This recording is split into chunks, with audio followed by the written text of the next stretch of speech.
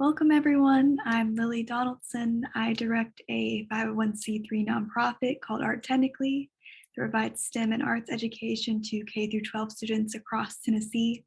And today I'm going to be talking to you guys about mini lessons for K through 8 STEM and STEAM engagement. Our agenda for today, we're going to talk a little bit about Art Technically and some of the resources that Art Technically has for educators in Tennessee. We're going to talk about the mini lesson method. And then we're going to walk through our most popular mini lesson, which is our creative coding lesson plan. So a little bit about Art Technically. We're a nonprofit based in West Tennessee on a mission to promote STEM and arts education to K through 12 students. We do this through a number of ways. Our most popular interaction we have with schools is through free workshops. Previously, before the pandemic, they were all in person, but since 2020, we've shifted to also hosting workshops virtually. We also do a lot of free and open source lesson plans for educators. And we have a couple different special projects that we do to promote STEM and arts education in communities across Tennessee and advocacy for the importance of STEM and arts education. The reason that we focus on STEM and the arts is because we found that those tend to be the two most underserved subjects in schools. For different reasons, STEM is often underserved because of a lack of resources in schools, and the arts are often underserved due to underfunding in schools. You can find Art Technically on the web at arttechnically.org. You can also find us on social media at Art Technically across all social media platforms. And then if you have any questions about anything we go over in the slides today, or just any questions about Art Technically in general, you can email team@arttechnically.org.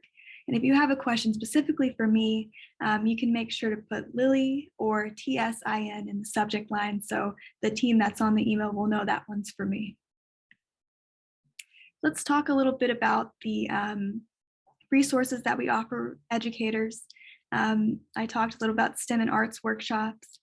Some of our popular STEM workshops are our creative coding workshop, which we're going to go over today, our Astrobotany workshop, which teaches students about growing plants in space.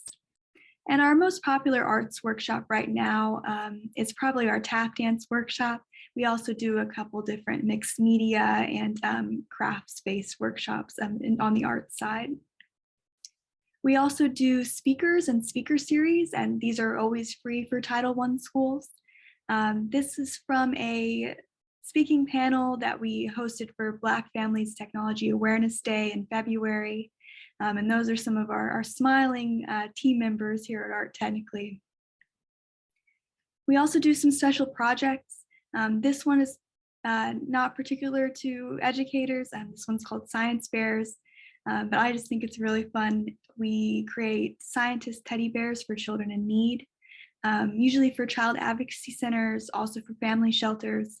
And then we take photos of all of our little science bears in action. And the kids really like the photos usually. You might find them a little adorable, so I have them here. The project that is going to be most of interest to you as an educator is a program we have called Science Suitcases, where we send free STEM and STEAM books to school libraries, specifically to Title I and rural school libraries. And all of these books are sent for free. Here's some examples. One is a math-based STEAM suitcase, and the other one is focused on space science. And, you know, we send them in these nice boxes, so the librarians always like to receive them. They're very cute. And if you're interested in receiving a science suitcase for your Title I or rural school, you can send us an email to team@arttechnically.org. Another project we do is called Love Letters, and this is what we use the creative coding lesson for, mainly. So Love Letters is basically a project that teaches students how to code Valentine's Day cards, and then the team at Art Technically prints them out and delivers them to Meals on Wheels programs. In February, we delivered a little over 2,000 Valentine's Day cards to Memphis's Meals on Wheels program with the Metropolitan Interfaith Association, and then also through the Kiwanis Club of Franklin County. You can see some of our Valentine's Day cards students have made from this year and what it kind of looks like at the computer. In terms of free and open source lesson plans that you can get as an educator, a lot of them coincide with the workshops that we offer. So if you are interested in one of these, you can have a Art Technically workshop leader come to your school, either in person or virtually, and walk through this lesson plan and teach this workshop. But if you want to be more hands-on and you want to do it yourself, we have pretty extensive lesson plans for each of the workshops that we offer. One of them is Astrobotany, which I talked about, which is a lesson plan that focuses on growing plants in space and foods in space. You can find this lesson plan at arttechnically.org/workshop/astrobotany. It does require a couple materials to do this workshop. If you are a Title I school, we offer a limited number of lesson plan kits that we can mail to your school. The Astrobotany activity kit includes things like astronaut ice cream samples, and LED grow lights, and the lesson plan details the demo that's associated with that. That also includes some rubber plants for that demo, and then usually includes a classroom set of a specific space science book. This year has mainly been Leland Melvin's memoir, Chasing Space. He's the only astronaut to have also been drafted by the NFL. And it's got some STEAM experiments in there in his book too. So that's a really fun one. Another lesson plan we do is jitterbugs. This is a activity where students create little pom-pom bugs, and you can see some pictures of them there. And they jitter or move across the table. Some students call it dancing, with a small vibrating motor. And in that lesson plan, students learn about simple circuits. So it's a little bit of an electronics workshop. This is not hosted on our website currently, but you can email us and request a PDF lesson plan if you're interested. This also has an activity kit associated with it for Title I schools, and you can email if you're interested in that. This is one called I Am a Scientist. It's a mixed media art project that encourages students to see themselves in STEM careers. So basically, the kids take instant camera photos of themselves, little Polaroids. You can see it kind of right there. And then they use scientist costume and prop cutouts to imagine themselves as a scientist in this little arts and crafts project. We don't have activity kits for this one. I will say some teachers have, instead of using an instant camera, just use school photos and printed them out on normal paper. That works too. When we go into schools and do this with a workshop leader from Art Technically, we would just bring the instant camera because it's easier than taking pictures and trying to print it somehow. But totally doable with just a plain printer. And this one's also available by request if you send an email. This is the lesson plan we're going to be going over today. It's called Creative Coding or Love Letters, and it teaches students an introduction to coding with Turtle Graphics and CoffeeScript using an art-based platform. Students learn art-based coding using something called Turtle Graphics, which we'll talk about. It's a really easy and simple introduction into computer programming. Generally, we say this lesson plan works best for 3rd through 8th graders. But I have done this workshop with as young as 1st graders and as old as 12th graders. So if you want to give your 1st graders extra help and extra time, it's totally doable with them. High schoolers might get bored at the beginning, but they might have more fun once you give them some creative liberty to make whatever kind of art they want to in the coding platform. And that lesson plan can be found at arttechnically.org/workshop/loveletters. And we're going to specifically go over that lesson plan a little bit later. First, though, we're going to talk about what we at Art Technically call the mini lesson method. This handout and these slides and a couple of links and just a bunch of info is all available at arttechnically.org/TSIN 2022. That'll include everything that you would need from the slides and contact info and everything. So you can visit that. I'm going to switch over. So this is a little worksheet on the mini lesson method. Again, you'll find it on our website at the TSIN link. Basically, what we do when we make lesson plans and new workshops is we try to really have a multidisciplinary approach. So we'll often come over to a list of STEM and arts topics, and then what we call extra components, and sort of mix and match to make these mini lessons. Mini lessons, we think of them not as, week-long or month-long parts of your curriculum. They're really just day-long, maybe even hour-long,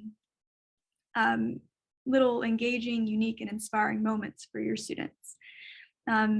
So when you're making a mini lesson using the mini lesson method, you're going to come over to this column of STEM topics, or, if you have more STEM topics in mind, you can add them to that list too. We also have a column of arts topics, and you're going to just mix and match and see if you can come up with something that your students will find really unique and inspiring. For extra components, we have things like world cultures, social issues and current events, careers. Careers might be one that you would include if you specifically have a guest that can come into your classroom and talk about their career. And then just general themes if you're doing a week-long theme of dinosaurs in your classroom following your set curriculum. Maybe you can incorporate dinosaurs as a wider view of what you're doing. So some examples of mixing and matching all of these topics. You can find some down here. Say I'm a math teacher and I'm going over graphs and charts or statistics in my classroom. Maybe I'll know I want to pick statistics from the STEM column, but maybe my students aren't really engaging with me on the topic and I want to come up with something that will get them more interested. So maybe I'll come over to this arts column and find something that I can think of coincides with statistics. Journalism's a really good one just for most of these topics, but especially for statistics, you can imagine when you're reading a journalism article, you might see a bunch of statistics in there, and students can understand how that might actually apply to real life. So we might combine statistics, journalism, and current events from this extra components column.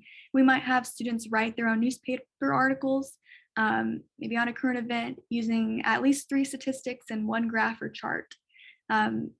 We might also help them make a mock-up so it actually looks like a newspaper article. Kids can get really into the artistic side of that. And that also gets them excited about finding their statistics and finding their graphs and charts and getting them, more engaged when it comes to your math class. Another example, maybe you are doing some sort of health science. Maybe you're a biology teacher learning about germs and proper hygiene. Maybe you want to get students more engaged on that. And so you might say, let's make some short films and bring some cinema into it, and have them make informational short film about something like proper hygiene or washing your hands. One that's specifically arts focused. This is one that we often do at Art Technically and host workshops on. You might combine dance with world cultures. A popular one of these that we do is we do Irish dance workshops around St. Patrick's Day, where we have an actual Irish dancer come into schools and perform for students, but also give them a hands-on lesson of some Irish dance steps. And that gets student good exercise. You might be able to engage with your PE teacher on this too. But it also gives them an opportunity to explore dance, which is an arts topic that not many schools offer. Also, you can learn about another culture if you're a history or world culture teacher. So that's a good way to incorporate into your classroom. Um, Maybe a couple more examples. Maybe you're going over dinosaurs, or maybe you're an art teacher and you're going over sculpture and you want to incorporate a STEM topic into that. Maybe you'll come over here and you'll see paleontology. That sounds fun. Kids love dinosaurs.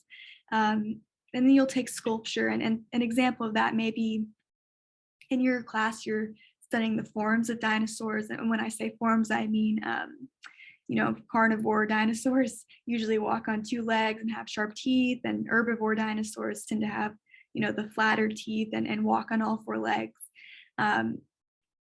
Taking that knowledge and then applying it on a really hands-on thing like sculpture allows students to really engage with the curriculum and be analytical about what they're learning. So in this one, maybe they learn about the forms of dinosaurs and they create their own dinosaur design through sculpture, through clay or Play-Doh. And then when they're doing their design, you frame it with, you're going to present this to the class, and you're going to have to explain the design choices that you made.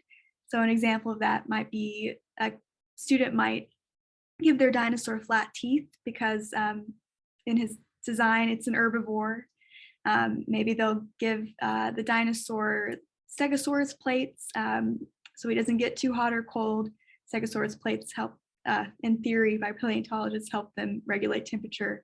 So taking that kind of knowledge that you're learning in science class and giving it a face and a physical object, I think is really helpful for students. And then lastly, maybe you take forensic science and you take theater, and you have your students perform a reader's theater with a whodunit script, and then have them learn about a relevant forensic science practice. So if in your whodunit reader's theater, maybe there's a detective like a Sherlock Holmes type that uses fingerprint dusting to catch the bad guy that stole the cookie from the cookie jar, something like that. Maybe that's a good opportunity to bring in forensic science and do like a little mini lesson on fingerprinting, and maybe you can get a real life forensic scientist as a guest speaker to come into your classroom and talk about that as a career. I know that's always very engaging for students when they can have guest speakers, and over the past few years that hasn't really been allowed or safe, but I think we're just now getting to where that can start happening again. So those are just some examples of mini lessons. I encourage you to go to our website and download this white paper on the mini lesson method and see if you can come up with your own little mini lesson ideas. Maybe you'll find something that you can incorporate into your classroom. We always love to hear about that. Maybe you've come up with a genius idea and you think, I don't know how to write a mini lesson on that. You're always welcome to email us and we can put our curriculum writers on it if we think it's a good idea. So that's the mini lesson method, and now I'm going to switch back over to the slide deck.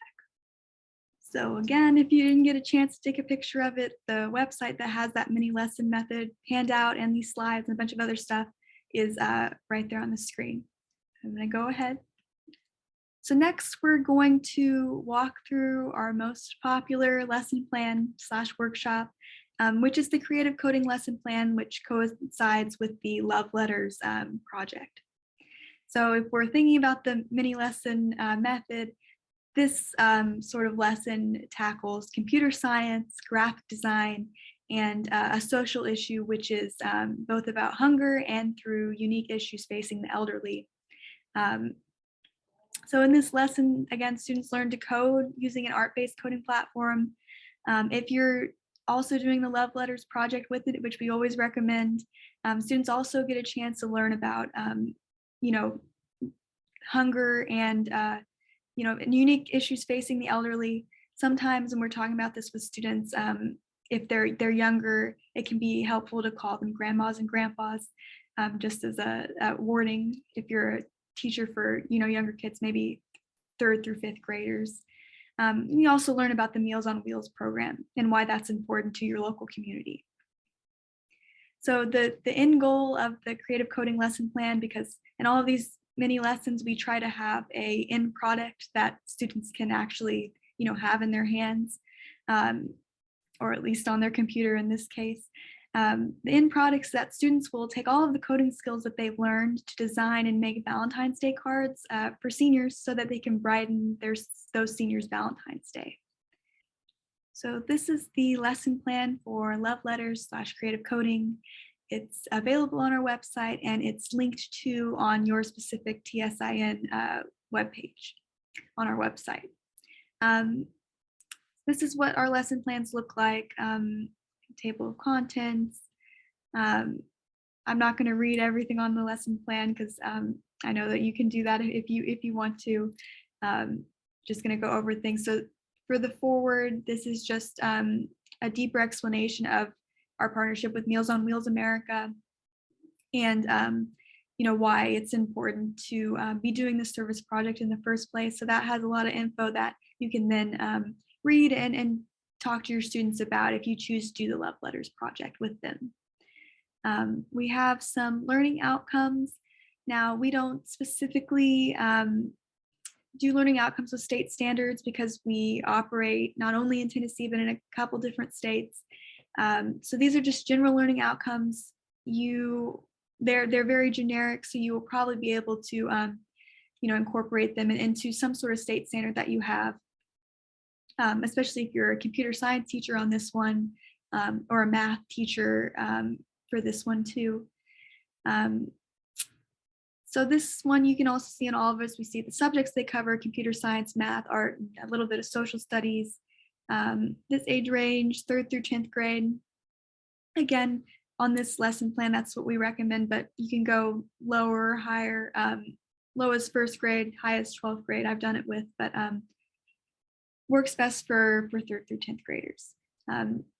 It's a not very difficult lesson plan to do. You can do it in about an hour.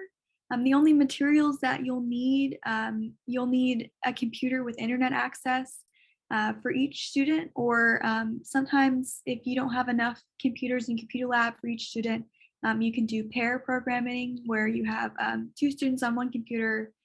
We don't recommend more than that though, because it doesn't give larger groups, 3 or 4 at a computer. They don't get a lot of time, actually physically doing the coding. We have had schools do this lesson plan using iPads or tablets rather than a computer, and they have had some success on that. But there are some glitches, so you might want to watch out for that. The best thing to do it on is a computer if you have access to that. You'll need a Make Art account. You only need 1 per school. We also, have a couple that we can loan out passwords to, which you might want to do, and we'll talk about why when we actually do the live coding. And then you're going to want to print out some of the appendices at the end for each of the students. This is a list of colors and fonts that the students can use, so you're going to want to have this printed out so that the student can actually look at it and pick their colors out. And then these are just some templates for how they can do. And then this turtle guide we'll talk about in a minute. But that's all you need, just computers, a couple printouts, and you're good to go. This lesson plan goes really into depth about how you can incorporate some computer science topics with your students. I'll leave that for you to read if you choose to and you want to share that with your students. Things that are covered in it are what are computers, some vocabulary associated with computers, what's a programming language, and what programming language are we going to be using in this lesson plan. In this case, we're using something called CoffeeScript. Some vocabulary about websites and web browsers, and then some deeper knowledge on turtle graphics, which is a feature that's used in art-based coding. It's based off the idea of a turtle cursor that moves on a coordinate plane using vectors. And when you're talking about turtle graphics, I find especially for the younger kids, it can be more understood if you're using Appendix A, which is what we call our turtle helper, which I'm going to have to switch rooms to show you that. So here is a cut to that. Okay, so this is a demonstration of the turtle helper. First, you're going to want to print the turtle helper out. It's just an outline of a turtle, but it's about hand size on the PDF that you'll print out, so you don't have to worry about the sizing. You're also probably going to want, and the instructions are in the document about this, but you're also probably going to want to add a thin strip of paper, just tape it to the sides so that you have something to grab onto when you're demonstrating your turtle. Some people like to stick their hand all the way through and have it kind of be a puppet, but you're going to want to be able to grab the marker too and draw as if the marker is the turtle's tail. I think it's easiest if you're doing that to grab the white strip like this and get it so your marker is just right on the tail. That way, when you're demonstrating the turtle graphic to your students, all you have to do is you can move, your turtle however you want to, and then when you want to draw, when the turtle has to draw from the instructions, you could just tilt your hand down so that the marker touches the paper. And I'm going to demonstrate that now. Once you get to your whiteboard or your paper pad, you're going to want a coordinate plane to move your turtle along. You're going to want a set of instructions that your turtle has to follow that you'll demonstrate to your students. We recommend you have a preset of instructions first, something easy, and then allow your students to help you write some more instructions on the side and have them tell you what they want the turtle to do, but through code speak. So let's just start from the preset that we have so you can see how the turtle works. So we're going to start our turtle right in the middle at 2-2 because on our platform that we're going to be using, Arcano, the turtle cursor starts in the very center. Some turtle graphics platforms, the turtle starts at 0-0, but for ours, he's going to start in the middle. And we're going to look and see what our first instruction is. It's move -1, -1. So we're going to have our turtle do that. First, we're going to point with our finger where that's going to go. So we're going to go -1, down -1. So that's what we know our turtle is supposed to move. He's going to do that. The next line is 0-1. This is a line, not a move. So that means our turtle's tail is down. So we're going to practice doing our drawing, tilting our hand so that the marker actually moves. First, we're going to point where is 0-1 from where we are currently. It's over 0, up 1, so it's here. That's where our turtle's moving. And when our turtle does that, our hand is tilting down so that he draws the line. The next is another line, over 1, down 0. So we're going to go over 1, down 0. So this is where our turtle next goes. And my hand is still down because our turtle's paintbrush is still down. His tail is still down because we're doing line commands instead of move commands. Line 2-0-0. So if you've got a chance to look through the lesson plan, pause this and look through the lesson plan, you'll know that line 2 draws a line, not in reference to where your turtle currently is, but just to something on the coordinate graph. So this one's 0-0. This is 0-0, and this is a line, not a move. So his tail is down. You see how good of a straight line you can get down 0-0. So our turtle has been following our commands. Our next one is a move 2, which again, anything with the 2 it ignores where the turtle position is currently and just does it off the coordinate plane. So this is good practice for your students to practice using the coordinate plane and where points on it go. This one, let's find over 2, up 3, it's right here. And since it's a move 2, it's a move, our turtle's tail is not down, he's just gonna jump up there. And now you'll see that it says color green. This is gonna test your skills, your whiteboard skills. We're gonna switch out the markers. So now that our turtle's tail is green, you'll see I've switched up. He was at 2-3, which is right here. I might get it back.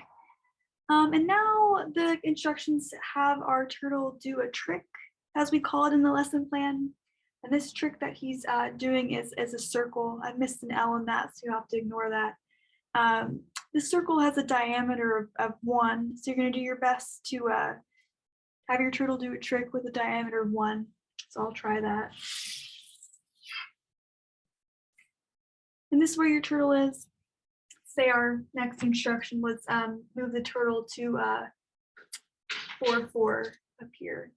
So you can see this code created this canvas, and this is just a really good tool for students to think about what they're going to be doing before they actually start typing. Especially for younger students, if you just set them free on the computers to work through the basic challenges, which we'll talk about. Sometimes it can get a little overwhelming.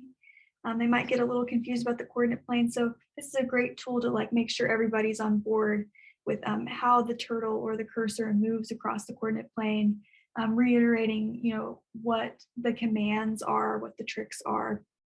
And this is a really great tool to do it. And you will find this as an addendum at the end of the lesson plan. So that was the turtle helper. Next in the lesson plan, again, some more in-depth stuff about computer science topics, some things that are specific to the art-based coding platform that we're going to be using. How do you move the turtle around the canvas, and how do you change the turtle's tail color? Some tricks that the turtle can do, like circles and squares. And we talk about all of this in reference to the turtle, because that really helps students understand what the cursor is in a way that they might not if you just imagine it as a plus mark, which is what it looks like in the coding platform. And turtle graphics have been around for a very, very long time as a computer science teaching tool, if you're ever interested in looking into it. But again, just some more vocabulary, note on comments, and then we're going to get into actually doing the coding. We use a platform called Make Art by Kano. It's free, it's online, there's no ads, and it's a children's website, so it's safe to use. This is what Kano Make Art looks like. We have a coordinate plane or a canvas that's 500 pixels by 500 pixels. And the center point where the turtle starts is at 250, 250. Your drawing appears here. That little plus mark is your turtle cursor. You write your code here, and here's the reference sidebar. Let's get into it. Let's start coding, as the lesson plan says. So what you're going to have your students do, and what you can do as you're following along right now, is you're going to go to art.kano.me on the web browser, which will open up the art-based coding platform. You don't have to, if you're just doing it, following along with me, have a username and a password. But if you're doing it with your class, it might be easier to have one so that they can save their creations, or to use an Art Technically one if you send us an email and request it.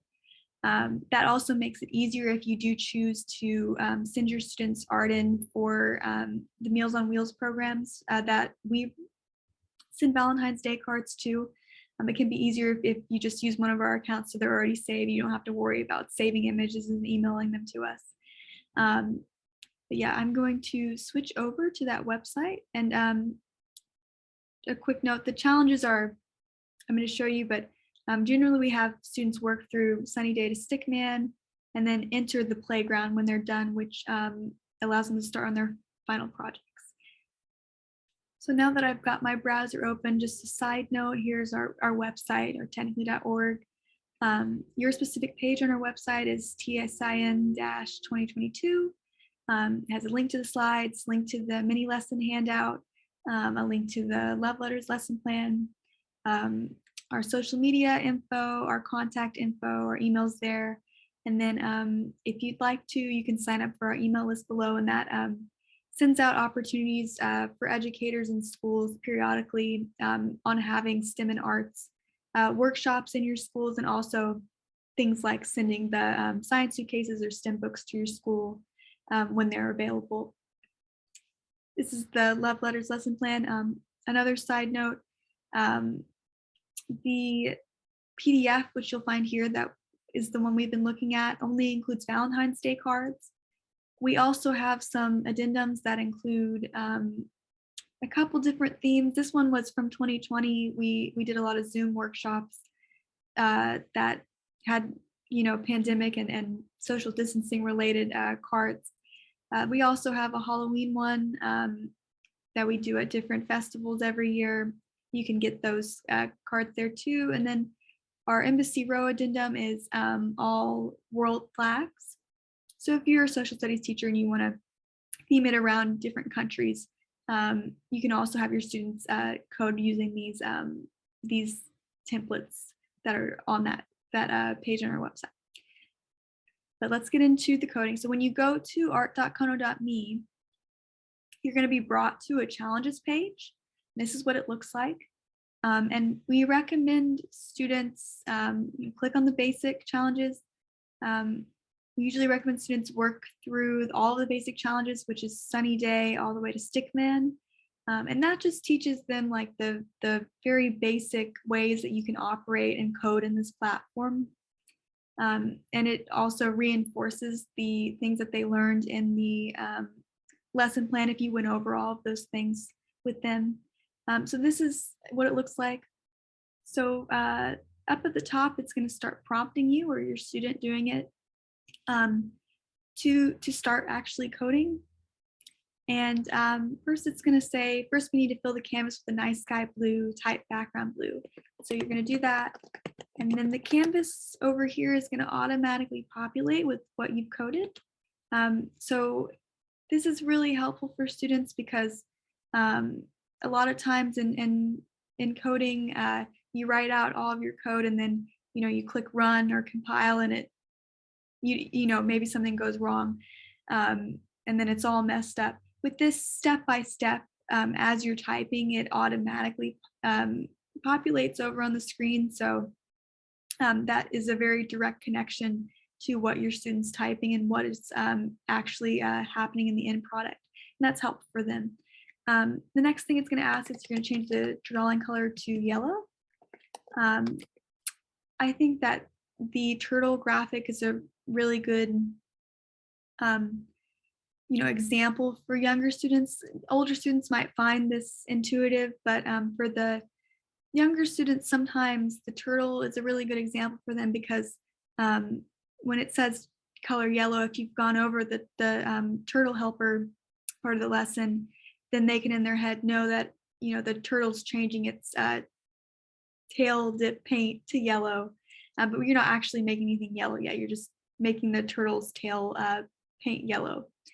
The next thing that it's going to ask you to do is to actually have the turtle do a trick. And it's going to say type circle 150, and you're going to do that. And then you're going to have a nice sunny day, and it says, yay, you did it. So you can see that this is very easy, very basic, especially for younger students, to actually, get hands-on experience with computer science and with coding. And it actually gives them a, not a physical, because, it's on the computer, but a very visual end product of what they're actually doing. So then it says, well done, it's a bright and sunny day. Now change the number next to the circle and see what happens. You might have your students come over and change it, make it bigger. In this platform, just as a note, you can also click on colors and change them just in the platform itself. And that'll change the code too. So you can see it says purple now.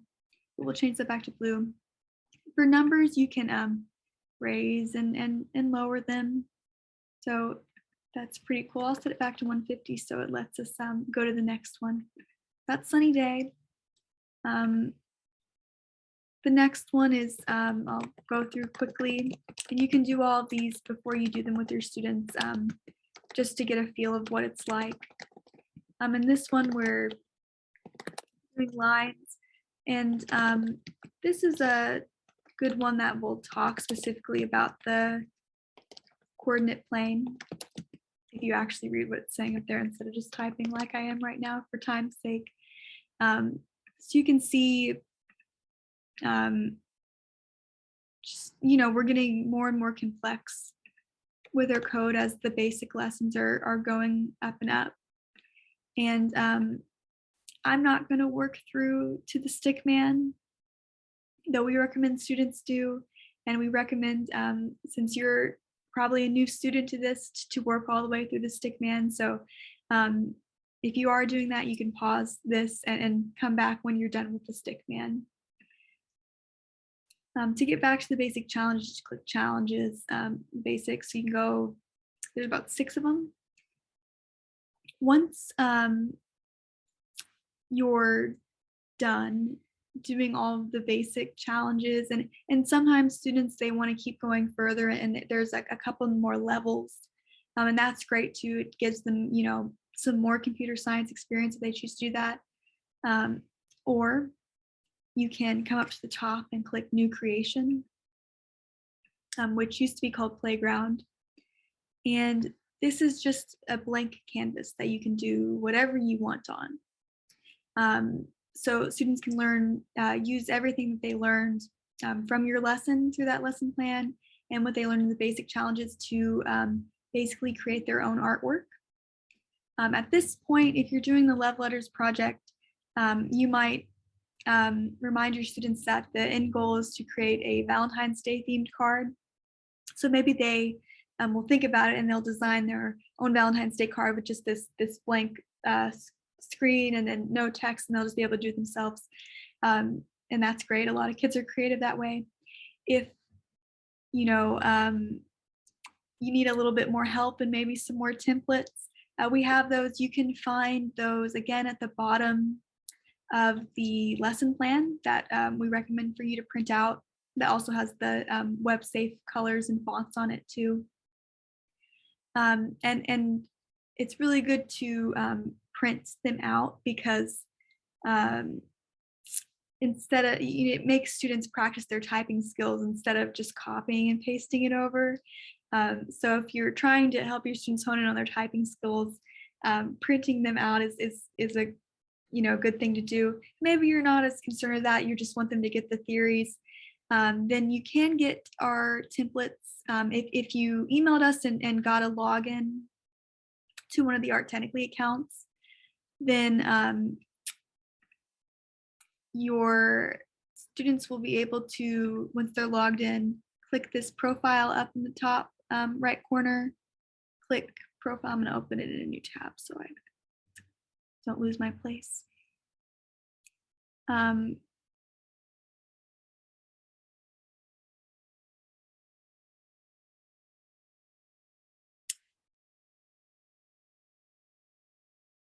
All right, loaded for me now. It brings you to something called Kano World, which has a bunch of students' creations on it. Kano doesn't just do the art, make art platform. They do a couple other things. You can see there's like some animations, and they're a really good resource if you are a computer science teacher or interested in teaching your students about coding for a lot of different things. But right now we're just using the make art platform. So you notice I had to click on my profile twice to actually get to it, just how the website is. This is the Art Technically profile. You can see at some point a group of students decided to make an avatar for it. But anyway, if you want to give your students the opportunity to look at templates, either to copy and paste and then change colors and fonts and text in it, or just to look at, then you can come to the profile if you got a login to do so. And then you can scroll down, you can see a lot of creations from past workshops, and some that were created by lesson plan developers. If you scroll all the way down, done a lot that students and K through 12 students just made on their own, which is pretty cool. So this one's not in our lesson plan on the PDF. This is a more recent one. It's like a bee. This Valentine's Day card's on the lesson plan. Skip a Beat is to all of you is a very popular one. And your students, these are all clean. They all have to be approved by a Kano moderator before they're posted, so you don't have to worry about them, scrolling through all these things. Although sometimes students just keep saving and saving. Canon seemed to do that during our workshop 5 months ago. But students, if they can look through it, if they find one they like. Deshaun did a very, very good job. I really like this one. He made a You're My Sweetie Pie one.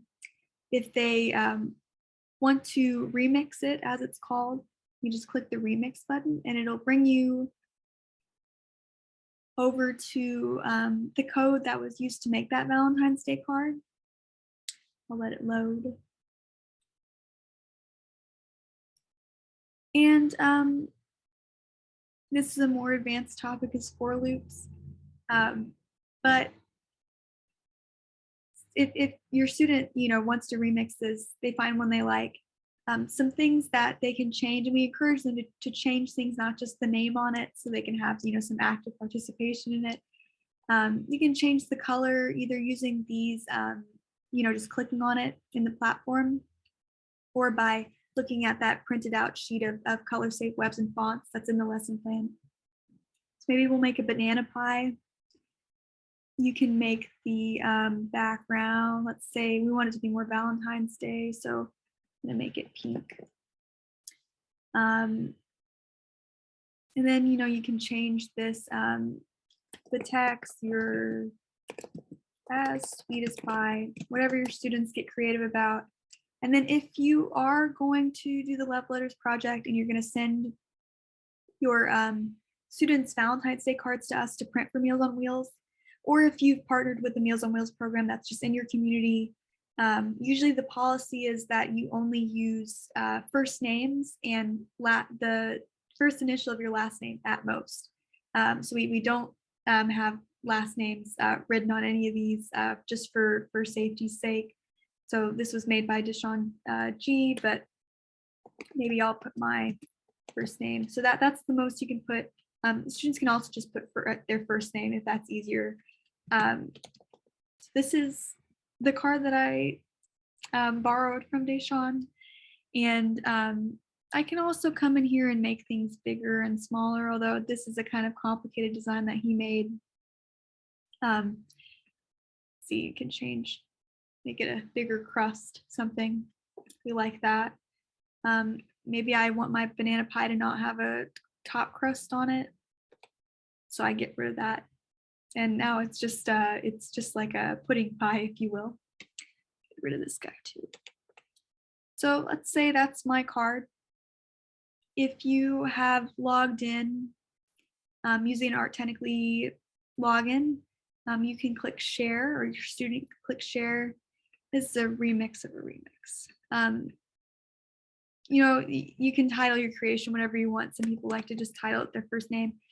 And then when they click share, that'll get checked through the moderation software. And then if it's okay, then it'll get populated onto our profile, and we'll be able to see it and print those cards out for Valentine's Day. You can also, if you don't want to use a login, you can right click. And hopefully in the recording software, you can see where I right clicked. If you can, I right clicked, and you can click save image as, the thing that then pops up. You won't be able to see where I can click save, but you can just save the image right clicking over here. And then you can, as the teacher, collect all of those and then email them to team@arttechnically.org if you don't want to share them or save them onto a profile. So that is the Make Art lesson plan. Another one that's easy, maybe we'll just quickly discuss some ways that students can edit these and make them their own if you are choosing to go the route of letting them remix instead of making them type out themselves. I will say, here's a good example. If you're letting your students remix, a lot of the cards were not made by Art Technically volunteers or lesson plan developers. They're made by students. So sometimes you get things like this where the student just kept pressing enter. So if your students are doing the remix, just be aware that you might find ones with glitches in them. This one's pretty easy. You can change the colors. This is one of the students' favorite ones because it's pretty easy to, make it your own. Now this one's cute. I actually have one of these right here. Once you submit them, there's another glitch from Brookie. Once you submit them, either by sharing or by right-clicking and saving, we do print them out in little things like this. This one was made at Art Technically in Memphis. Shout out to Brighton Elementary School in Tipton County. This one came from that school. And then the Pink Palace Museum, the Museum of Science and History in Memphis, student made this nice little card. We print these cards out and physically give them to Meals on Wheels programs. A cool thing to do that some teachers like to do to make it a little bit more physical for their students, like having like a physical thing to hold in their hands, is they will physically print out these Valentine's Day cards that they made by, click and save image as on those, and then letting students, physically sign their first names on it, and then mailing them to Art Technically or giving them to Meals on Wheels in their community for Valentine's Day. And we always appreciate that too. Final note on the Love Letters project. It's Valentine's Day themed, but you can do it at any time of the year. We accept Valentine's Day cards at any time of the year. If you don't want to do a Valentine's Day theme in November, which, we definitely welcome you to, because we will take those cards at that point. You can, do, we have the Halloween addendum for that reason. If you're doing it in October, if you have a specific theme that you'd like to see templates for, you can always shoot us an email. If maybe you're doing Earth Day activities and you want to do computer science, little mini lesson using this platform, we have a couple team members that are very, very good at making templates on this platform that are very experienced with it. And if you ever need any help with that, or if you run into any glitches or need help on the actual coding as a teacher, you can always shoot us an email. Or you can invite an Art Technically workshop leader to come virtually to your mini lesson and just be on standby if you need any sort of technical help during the workshop. So that's the Love Letters plan. I'm going to take it back over to the slides. So just to recap, you can download all of those slides I just went over, mini lesson method handout, and you can get the Love Letters lesson plan at your specific link for this summit, which is arttechnically.org/TSIN-2022. We'll keep that up for about 1 to 2 months after the summit ends. After that, you can find those resources. If you look hard enough on our website, it should be easy to find. Usually it's under like educator resources, or the Love Letters lesson plan will always be under workshops and curricula. If you have any questions about anything, or if you're watching this, 2 months from now and the TSIN specific website is gone off the site and you got to find something, you don't know where it is, you can always just email us, team@arttechnically.org. You can also email us there for more information on workshops and free STEM and STEAM books for your school if you are a Title I school. We are immediately seeking Title I schools in Tennessee, Congressional Districts 7, 3, and 1. That's very specific, but it's for a Use or Lose grant. We're seeking those schools to receive Science Suitcases or free STEM and STEAM books.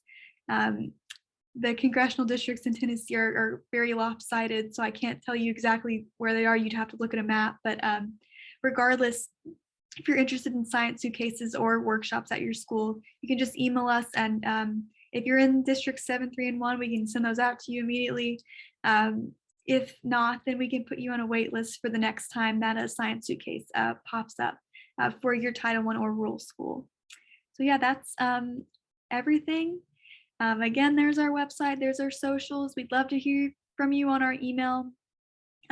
Whether if you want to get added to the Science Suitcase list, or you want workshops in your school, you have questions on the lesson plan, or you just have any feedback on anything that we've gone over today, we always love to see it on the email. Thank you so much for watching, and I hope you enjoy the rest of your time at the summit.